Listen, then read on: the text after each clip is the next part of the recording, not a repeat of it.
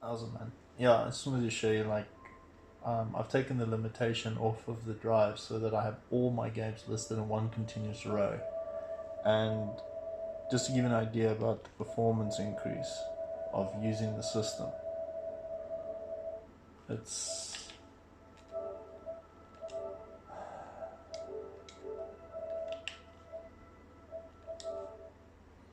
it's really like it's just so much smoother to use.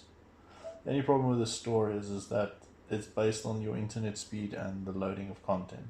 So this has got nothing to do with the drive itself. But I mean,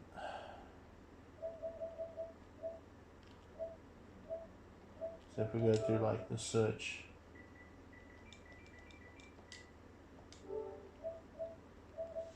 going back to the main menu,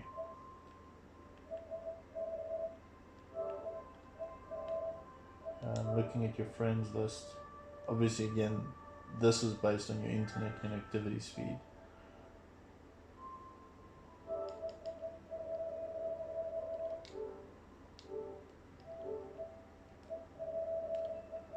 So for example, I'm going to boot up, let's take a big game.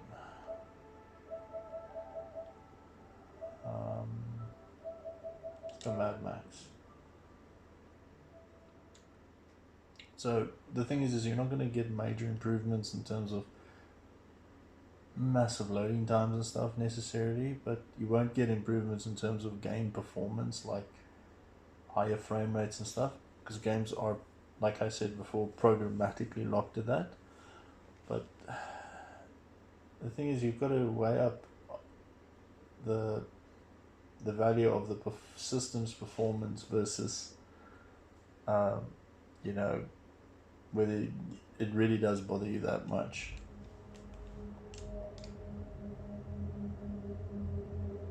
So I'll show you now. So I'm gonna load the game quickly. Well, once it gets that far. So press any button, verifying save files. Resume game. So while that's loading, I can now just go back. Settings. Go straight back into the game. It's just that experience to me is like, it's amazing, but that's the improvement you're getting, is your general system usage.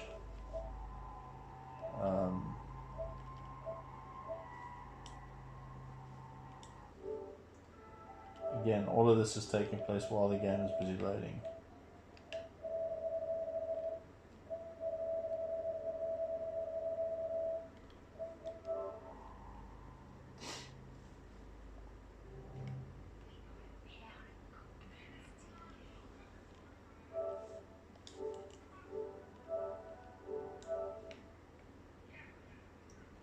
And then what I'll show you now is, I'm just going to go power, enter rest mode. Now watch this. This is the part that also very much like impressed me quite a bit. So I'm just waiting for it to just completely do its full shutdown.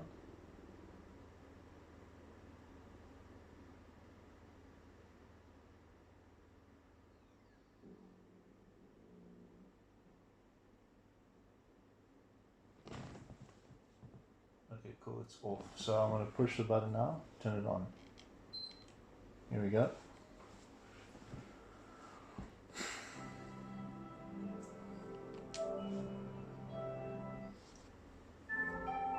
That's from a cold boot, dude. Like, I mean,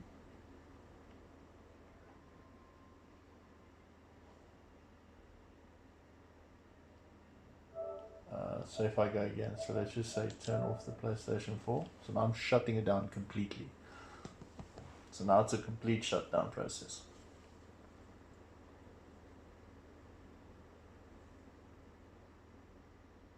So the orange light won't show mine. I'm just waiting for it to.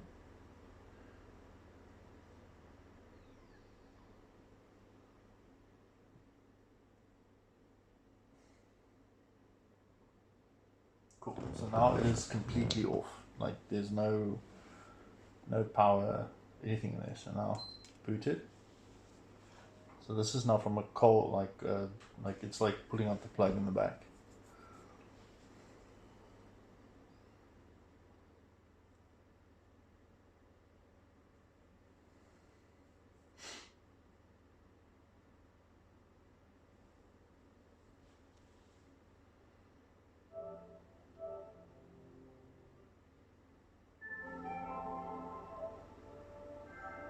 Okay, so what's obviously happening now is my hard drive is still busy loading the content, so this is because of my external drive.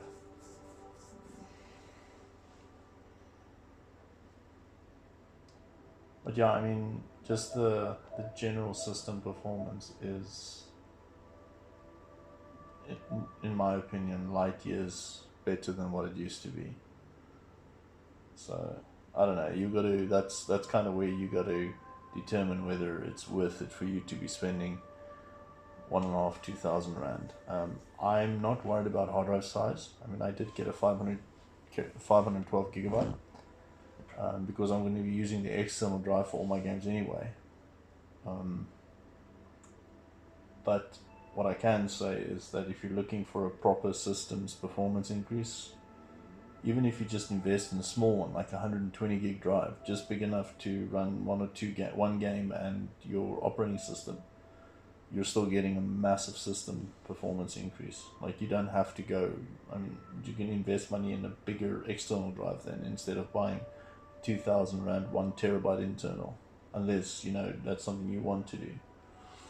But yeah, to me, just being able to use this thing as it is already a massive plus point.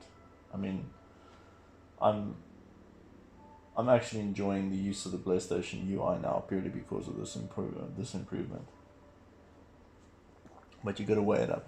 I mean, is it worth it for you to be spending that much money just to improve the way that your system performs, and with zero effect on how the games perform?